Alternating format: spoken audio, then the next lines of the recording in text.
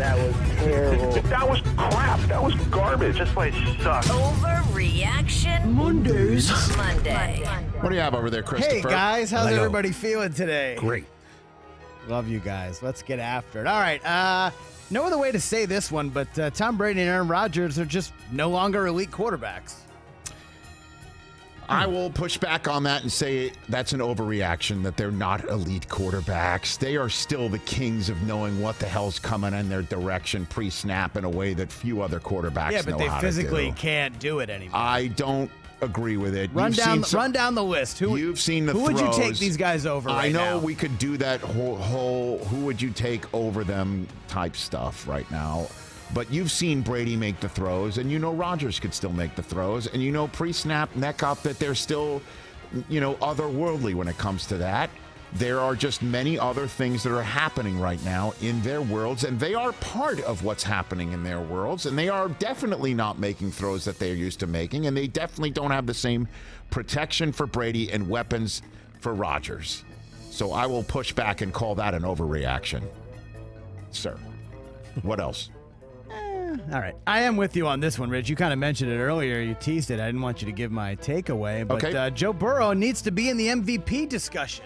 I mean, when you say discussion, it's like what? Like he's in the mix. He's in the mix and has to beat Josh Allen in order to surpass, right? Yeah, I think Allen's the clear number one. And then I think the rest 2, 3, and 4, those finalists, quote unquote, I think are in the air. And I think Joey Burrow, the way he's played the last couple weeks, holy crap, he's balling out. He is, and has been the difference maker for the team, certainly in New Orleans. You knew he wasn't losing that game in the Superdome. And well, when you show up wearing Chase's gamer. I know. And then against Atlanta, when Atlanta had A.J. Terrell down, and you knew they were susceptible on the back end.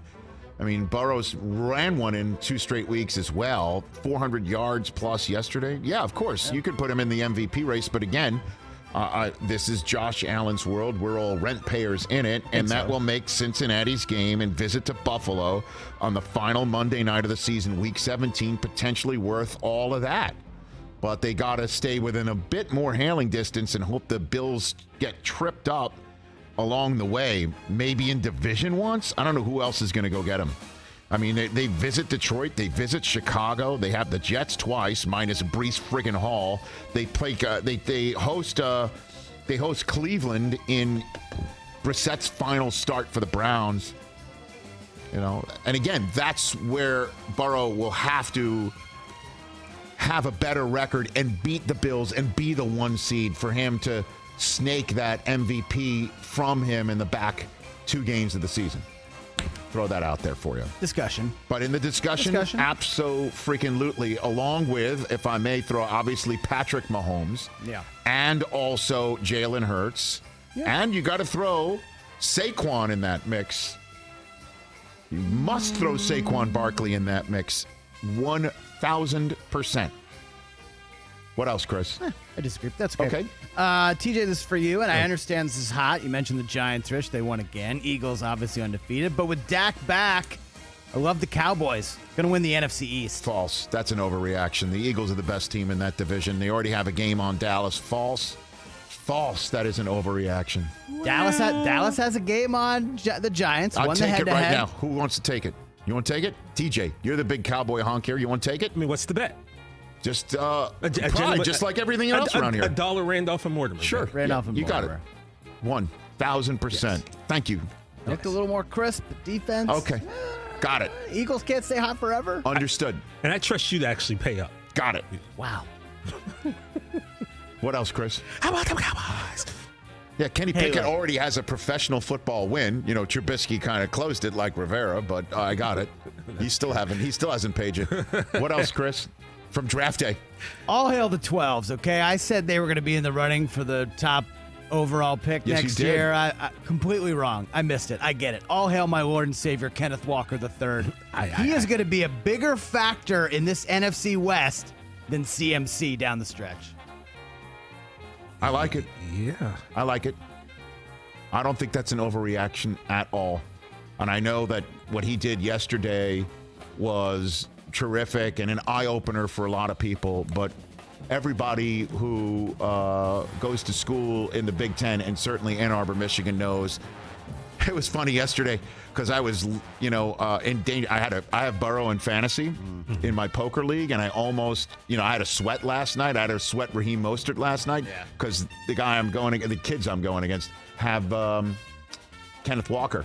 Oh, yeah. And I look at Coop, and I say to Coop, I'm like, I'm in danger because Walker had the game of his life today. And I've said, well, actually, the game of his life happened against Michigan last year.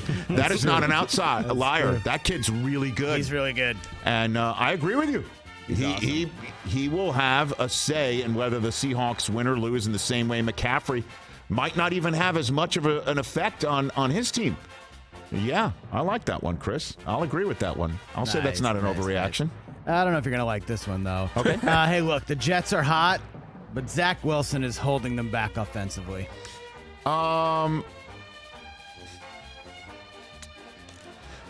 holding them back meaning what? Like they're means they could be better if they could be better with Flacco. Oh, he can't throw Zach Wilson can't throw the ball. Can they be better now with Flacco? Maybe. They got to. They have to. This is what you do when you draft somebody: is you go through the growing pains. I understand. This is what the Niners tried to avoid last year with Trey Lance and hoped to avoid this year, and already went through in that first week game in Chicago. In the rain. Yeah, you're going to go through all these things, but they're good enough defensively and had enough of an offense from Breece Hall to win 3 in a row, despite him not throwing a touchdown pass. It does concern me. It does concern me now that Hall is done for the season, that Zach Wilson is going to have to do more than he's capable of right now, and that's kind of dangerous because he's doing crazy stuff like throwing back across the middle instead of just throwing it away. Like Harvey. I know. He does a lot of crazy-ass stuff. Yeah. So I will say he's not holding them back because they're winning games, but we'll find out because he's going to have to do it without Hall against the two Bills, Belichick and Buffalo next at home. They should at least try to split those. What else, Chris? Carson Wentz has played his last down as the Commanders quarterback. I kind of agree with you. Well, I mean, yeah, he doesn't have any, if you will, skin in the game there in D.C., and the coach already stared down a reporter when asked the difference between their team and the rest of the division that was doing so well, and he said quarterback, and then he tried to backtrack, and then a mea culpa, and then barked at the media after they won a game on a dreadful Thursday night to try and, cover whatever tracks he was covering. But I think he told you the way he feels about Wentz. And Heineke, just won that game. And next up, by the way, at Indianapolis. How wild is that going to be? Can't wait to see Dan Snyder sitting in the porta potties outside. And then you got the home game for Minnesota. And then their next game is at Philadelphia on a Monday night. So Heineke might, if he went, yeah, man, by the time they come back, if they go 3-1, 2-2, are they going to turn back to Wentz just because? Barring injury, I'd say that's in the realm. I don't think we're overreacting there. All right, last one. Yep. They did get a win yesterday, but it wasn't pretty. Lamar Jackson's contract gamble on himself currently coming up craps. I disagree. Coming up craps. He's not been good the last few weeks. Okay, I got it.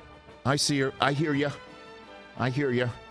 But when he hits the open market next year, that won't happen because the Ravens will make sure he's fine and paid. And if he starts being paid, they've tried and he doesn't want it. Hey, would you like to be paid like Kirk Cousins or would you not? Yes, the answer is yes. If he's going to take the Kirk Cousins route and suddenly start making more money than Ohtani and Judge combined, yeah, man, he's fine. I'll say that's an overreaction. It's not coming up craps for him. Coming up craps would mean that he either can't make it or he gets so damn hurt he doesn't have the security. And right now he's healthy. I would proffer to say that Brady's going to be a home dog for the first time in forever this weekend. Good question. So I would say that's fine. He's going to be fine. He will be paid, and he will be generationally enriched for the rest of his life. I think he's gambled just fine. The Ravens aren't doing as well as you thought, but still in first. Though. They are, because they beat the Bengals a couple weeks ago. And that's Overreaction Monday. Well done. There you go. And scene. Catch the Rich Eisen Show every single day on the Roku channel, 12 to 3 Eastern, for free.